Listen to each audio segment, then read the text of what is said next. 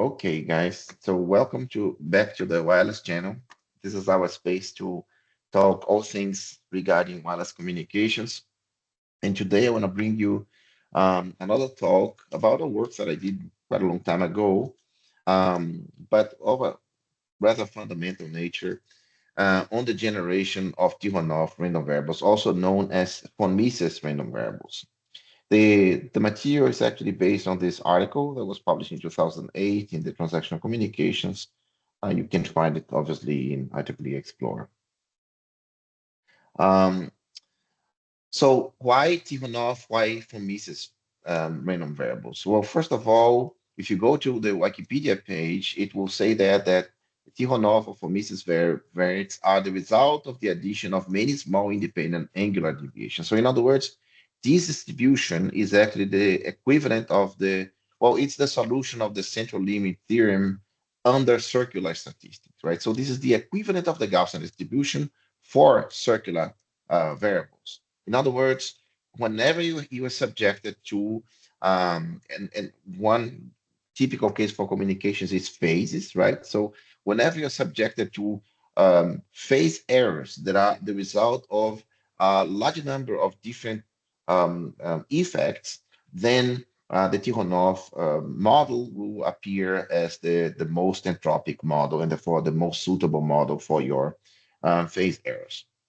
The distribution itself has this very elegant expression that you see here in the middle. Uh, and as you can see here, it has typically two parameters. The parameter alpha is the so-called shape parameter that gives you the girth of the distribution. So it's not exactly equal to the variance, but it sort of plays the role of variance, right? In the sense that for a larger value of alpha, you're speaking of fatter distributions, and smaller values of alpha, you're thinking about more tight and peaky ones. And this other parameter, the xi, which is actually also known as the centrality parameter, is pretty much the mean. Now, in addition to the standard formulation, there is also a Jacobi-Unger expression in terms of an infinite series expressed here at the second equation, where you don't have to deal anymore with the exponentiation of a cosine, which is kind of nasty to use in analysis typically. Instead, you have just a cosine. But on the other hand, you have once again an infinite series, and the coefficients of the series are described by this ratio of modified Bessel functions of the kth and zeroth order, respectively. Now, regarding singularity, you need to realize that if I take an x random variable that has a Tikhonov distribution and I put it into a complex exponential, and then I evaluate the argument of the complex exponential, and of course, and I add that Tikhonov random variable with any constant, then the argument of that complex exponential will be another random variable with the same distribution, but the mean that you had. So in other words, it's very easy for you to go from a central to a non-central set of randoms, and therefore here after I will focus only on central Tikhonov random variable without loss of generality, once again, because you can shift the generated variables to a non-central um, mean by this simple operation. Now, another very important feature of the Tikhonov distribution, of Mises distribution, is that it's CDF, expressed here in terms of this standard integral. Notice that the integral here goes from minus pi to a value of x, where x is no larger than pi, of course, because we're speaking of a total interval of 2 pi from minus pi to pi. Now, this CDF has no analytic expression. You cannot find a closed form for it. And this makes the analysis of systems subjected to phase noise modeled by Tikhonov often quite challenging. And that's why simulating such systems is of vital importance. Now, I mentioned before that these type of random variables affect communication systems of various types. And it is true for classic things. If I read this list here from the bottom up, for example, you find the cooperative beamforming, so over the air, not over the air computing as well, but distributed beamforming from multiple base stations and so on and so forth. There are papers that show that the design of those optimum beamformers require dealing with the Tikhonov random variables. But if I come closer, you also see this so-called partially coherent channel. So this is, for example, when you do differential modulation, you transmit a symbol and the next symbol is encoded based on the other. This also typically end up involving um, of distributed random variables, but even more recently, quantum communications or systems with reflective intelligent surfaces, or more generally, this emerging electromagnetic information theory, where you are trying to characterize the performance capacities and so on of channels um, under the perspective of that the receiver and the transmitter actually involves the max solutions of the Maxwell equation. It turns out in this very recent paper, for example, it was shown that the Tikhonov random variables again pop up. Yeah. So in general, in classic material, you find Tikhonov random processes whenever you're dealing with phase lock loops of first or second order. Yeah, it has been shown long time ago that this type of distributions model very nicely what happens when you can track a certain phase. You can lock to the phase, and the remaining errors are the spurious phase errors that we talked about before. Okay, now sadly, even though the Tikhonov random variables are quite important, methods and on the other hand, the analytical derivation of expressions using the PDF are not so tractable. The simulation of Tikhonov random variables is quite old. The system that is, or the method that is used most um, predominantly is the very well but not so good accept and reject method, one of which was developed and described by Best and Fisher in 1979, although there are some modifications, some adaptations that were suggested a bit more recently. Still, they are quite old. And another method that you can do instead of the accept reject is to rely on the generation of Bessel random variables and then do some kind of mapping. So this method here by Johan Kabfleisch is one of such methods. But again, these are not actually quite convenient because they require generation of Bessel random variables, which in itself are not themselves are not so easy to do. So if I, so again, compared to the Bessel-based mechanisms, the accept and reject methods are at least simple. So I won't go any further into discussing methods based on the Bessel random variables, but I will briefly touch on the um, accept reject method. So accept reject is a very general mechanism for you to generate any type of random variables, and they work as follows. What you need to do is, given that your distribution is, let's say in this case here, this bell-shaped Tikhonov, what you want is to find a so-called hat function, yeah, some other distribution that upon some scaling is sure to upper bound the curve defined by your the desired distribution. Yeah. And then once you do that, you are going to generate and scale the distribution of the hat function, or better, the random variables whose distribution gives you the hat function. And then you are going to reject or accept that generated random variable which bases on the ratio of the hat function and the distribution of interest. Now, the problem, there are many problems with this. One of the problems there is that you cannot, for all intents and purposes, generate piecewise continuous um, functions, random functions, right? Because you have to accept and reject. And if you take an entire piece, then it becomes very hard for you to compute the ratio. And you might have to reject an entire piece just because some of the values went beyond the probability desired and so on and so forth. So it becomes very complicated to generate piecewise continuous. Therefore, accept reject mechanisms are typically applicable only to uncorrelated, yeah? to random variables that are generated in a way that they are uncorrelated in time. Now, another problem is it's often quite hard to find good head functions that work for the entire range of parameters of interest. So here, for example, for the Cauchy as a head function for the Tikhonov, you find that if the alpha shape parameter is small, then the Cauchy head function is pretty good. You can see that the dashed line here is very similar to, very close to the solid line. But for a larger value of alpha, yeah, this is now the more peaky case, you can see that the solid line is quite far away from the dashed line. Yeah? So the Cauchy head function is good for some values of alpha, but not so good for uh, some other values of alpha. Now here in this slide, I give you a quick recipe of how you could go about to generate um, Tikhonov random variables using the Cauchy head function under the accept reject method, but I'm not going to go into any details of how you do that, but rather I just want to call your attention to the fact that at the end of the day, one of the key factors that will measure whether your accept reject algorithm is good or not is this efficiency or the acceptance ratio. You'd like to have as close to 100% as possible, because otherwise what's going on is that you are generating a bunch of random variables and you're throwing all of them away. Yeah. So a low acceptance ratio, a low efficiency is something that you like to avoid in such algorithms.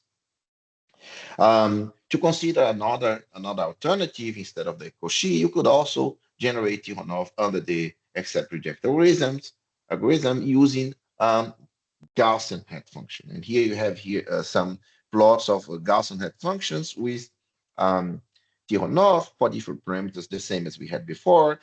In this case, you see that the Gaussian is not as tight as the Cauchy for some parameters, but at least it follows a little bit closer the overall behavior of the Tikhonov as you go from a parameter set to another parameter set.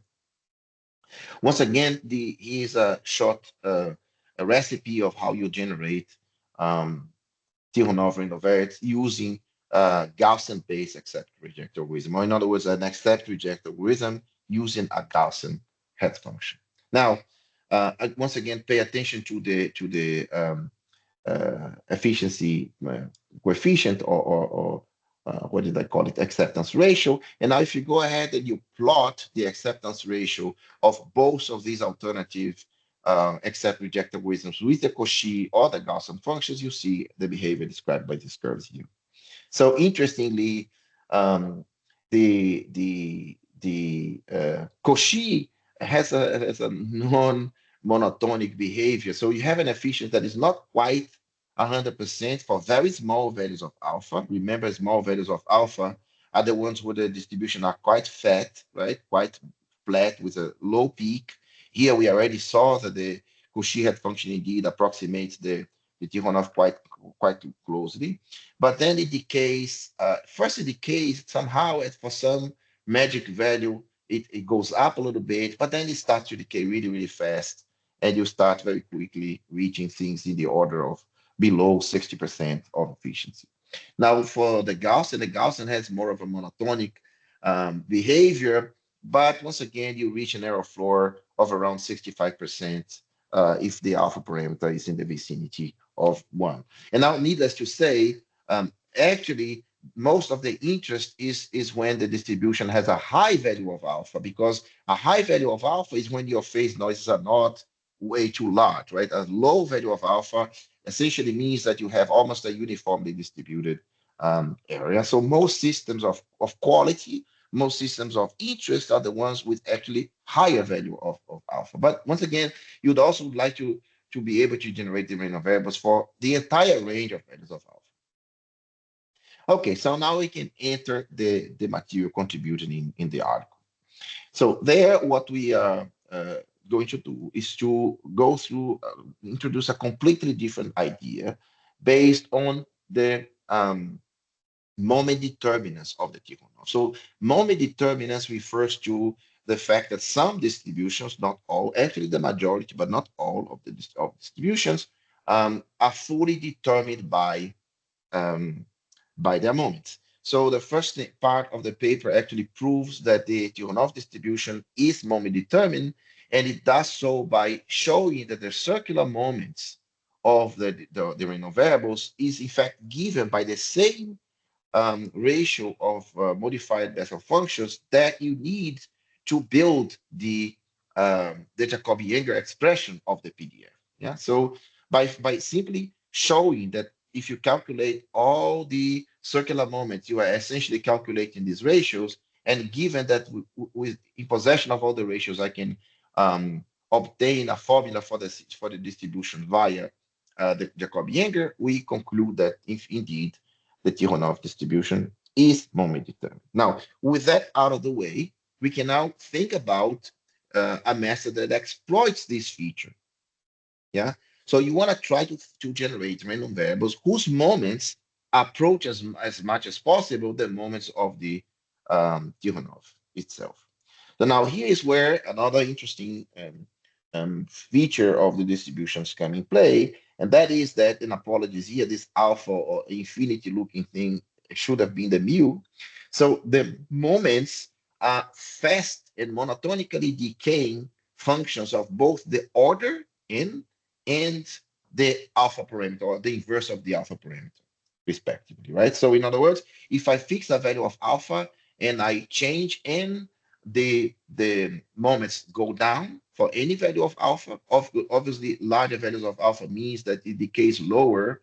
Lower values of alpha means that it decays faster, but in any case, all of them decaying functions of n for fixed alpha, and vice versa. If I fix an n, an order, and I go through alpha again, the moments are all going down. And this is good because what that means is that we can truncate your series after so many terms, regardless of the value of alpha, and therefore you can achieve a good approximation without having to rely on an enormous number of different um, moments.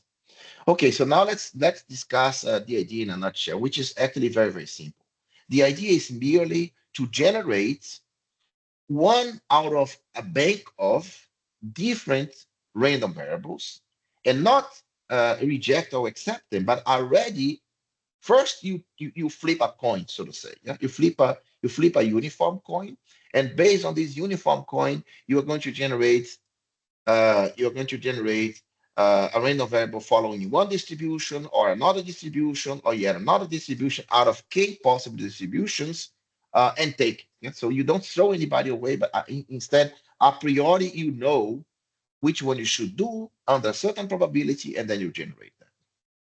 Okay, so the result of this is what we refer to as a random mixture, right? So what we are trying to do is to say then that the moments of this random mixture are gonna be equal to the desired moments of the Tikhonov random variable. So, and the moment of the Tikhonov random variable, or as I refer to in the paper, I define an equivalent so-called phasor random variable, which is what you get when you take you look at not the real quantities, but the arguments of this complex random variable. So we are generating actually this complex random variables, and we are taking the argument of it as a real and a circular thing. But it turns out that the moment of this so-called phasor variable and the circular moment of the Tikhonov are exactly the same thing. Okay, so relying on this, again, what you want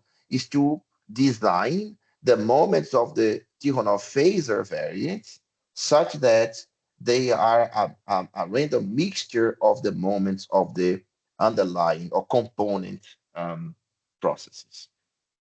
So now again, thankfully, thanks to the fact that the circular moments of the Tikhonov are decaying functions of n and alpha, as I said before, we can rely on cutting the number of moments to a fixed number n, and also if you can find good candidate uh, variables to mix, then you can also limit the number of different processes that you need to put in the mix.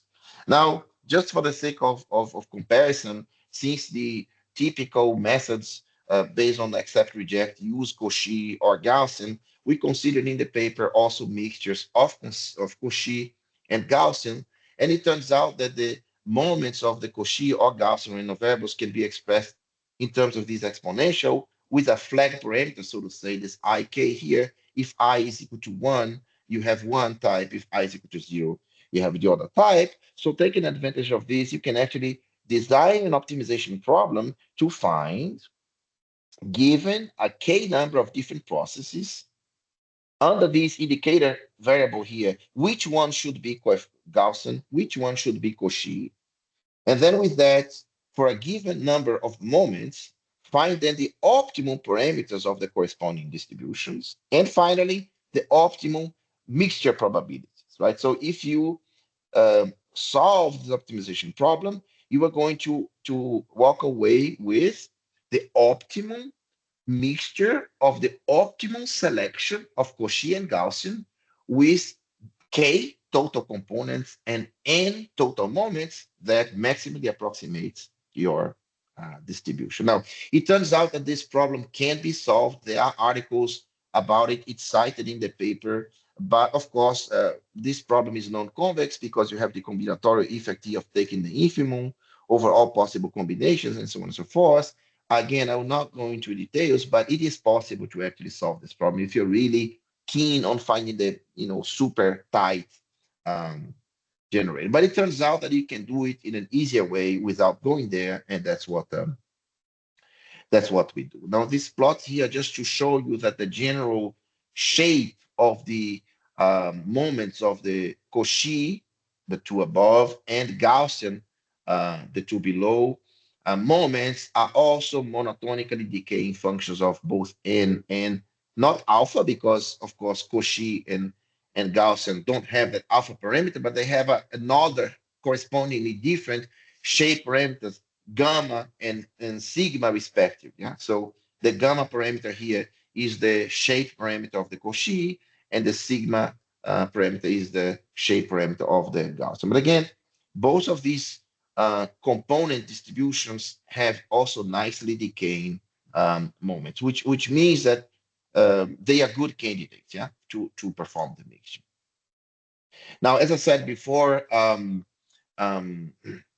what if you want to solve this problem directly, what you can do is to recall that as a result of the mixture approach, the random variables, the moments of the variables that you're going to create are probabilistic mixtures of the moments of the Cauchy and the Gaussian respectively. So you can already replace this here by in the objective, you can replace the values, the functions of those moments. But remember that those were exponential functions, and therefore this leads you to these squares. So becomes a least square problem on some of exponential approximation. So like I said before, there are papers that talk about that. But again, what you can do as a suboptimal, but as we'll show later, quite efficient mechanism is to simply simplify it significantly by saying, well, I'm going to already dictate from the start how many Cauchy components I'm going to take, how many Gaussian components I'm going to take, and I'm going to already fix the values of shape parameters that I'm going to take. So you just sample through some range, right? And in the end, you focus on only optimizing the mixture probabilities. So this leads to a solution that I call in the paper Moore-Penrose pseudo-inverse solution. It's really extremely simple. You simply build a matrix equation that maps the various moments of the desired Tikhonov to the moments of the selected um, mixture components. And then you simply have to solve this. Now, why does this work? Because after you do that, you can use those values as initializers to go back to a least square problem, where now you can further optimize the selection that you did before, and you can improve a couple of times, and in the end, converge to an ideal mixture. So that's pretty much the idea. Now, the nice thing about it is that you don't need to do this every time, right? You realize that if you if you want what you do, it go ahead and tabulate what are the optimal mixture components and mixture probabilities for any given value of alpha that you want. You can tabulate it, and once you tabulate it, you never again need to solve those problems. So that's why I don't believe that it makes much sense to delve much further into how to optimize even further. And in addition, you can also find empirically, heuristically, that if the values of alpha are are small, then this optimization via least squares is not even necessary. The Moore-Penrose results are already pretty good.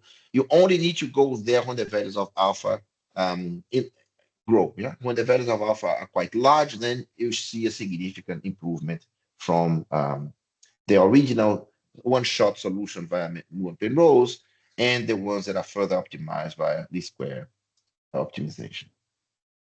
Okay, so now I can show you some results.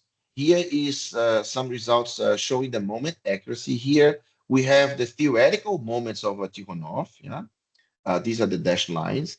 And then you have in the white balls the moments that are approximated via a Moore-Penrose solved mixture. Yeah, you can see that indeed, even with a relatively for a range of alphas, the curves with the white balls start to move a little bit away from the dash.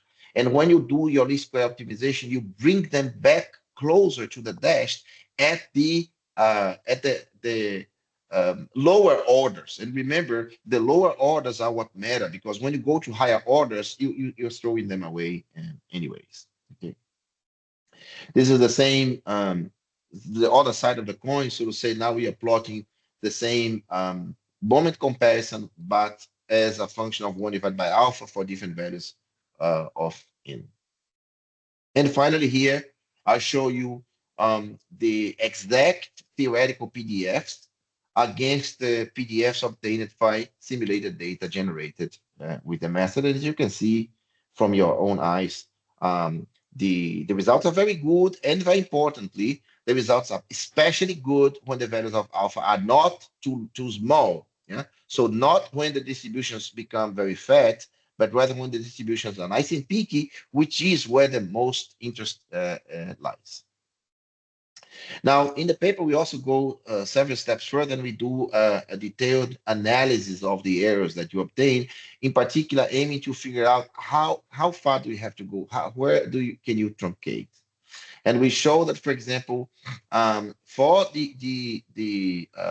first of all, for the Cauchy, interestingly enough, when you use a Cauchy head function as a mixture, um, you can actually find a closed form solution for the so-called folded Cauchy, right? So if I take my Cauchy and I fold it to the interval minus pi to pi, the resulting series is converging, and we find a solution for the closed form solution for this series.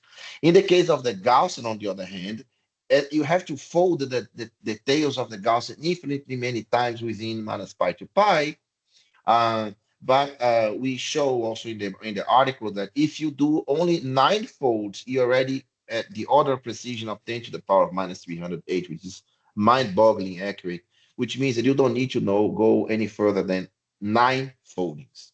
Now, by using this folded Cauchy and folded Gaussian with the corresponding mixture probabilities that we compute as shown before, you can actually find the exact, almost exact, I mean, to this level of precision, the almost exact distribution of the actually simulated approximations. So this is the distribution of the actually generated approximate Tikhonov. And now if you do a Kullback-Leibler divergence comparing that almost exact expression of the actually generated random variables and the theoretical Tikhonov, then you can actually put a finger on how accurate you are overall. And so this is what these plots now are showing. And this is for different types of mixtures. Here is on the top, you have a mixture with 5 Cauchy and 11 Gaussians, one with a variance that is very close to to the original Tikhonov design, and the others much smaller. And at the bottom here, you have now a mixture with 3 Cauchy and 5 Gaussians. And so again, the top one has a higher quality in principle than the bottom one, but what you can see actually is that the general behavior is not significantly different at all. And here you can also see that the solution of the of calculating the optimum mixture probabilities via Moore-Penrose pseudo inverse, or further refined via least squares. Yes, the least square brings several orders of improvement, but again, just the Moore-Penrose is already close enough with a Kullback library divergence in the worst case in the order of 10 to the power of -3 in, well, 10 to the power -3 for this mixture, and 10 to the power of slightly above 10 to the power -3 for this other mixture. So that's it. What is the take home message? First of all, you have a Tikhonov simulator that has 100% efficiency for any value of alpha, so you don't throw away any of the realizations. And because of that, it also enables piecewise continuous generation. Yeah? You can generate continuous Cauchy and continuous Gaussians, whose mixtures will give you piecewise continuous Tikhonov. We give you an analytically demonstrated very high accuracy, and we also give you the exact distribution of what you're actually generating in case you want to use that in your analysis. Now, I also want to emphasize that the method also allows you in your expressions, if you're doing an analysis, to cast any analytical result you want on top of the Tikhonov distribution as a random mixture of Cauchy and Gaussians instead. Yeah? This is by virtue of the process itself. And now, finally, the accuracy can be further improved if you actually go back to the origin optimization problem and you care to solve it. So this work has never been done, but it is there. And finally, I want to highlight that we have uploaded the code. The code is very, very simple. It's really just a few lines of MATLAB code, but I have uploaded it to IEEE Explorer through this Ocean Code tool. I don't know when it will be available, but hopefully it will be available soon. That's it from today for today. If you have any questions, I'll be happy to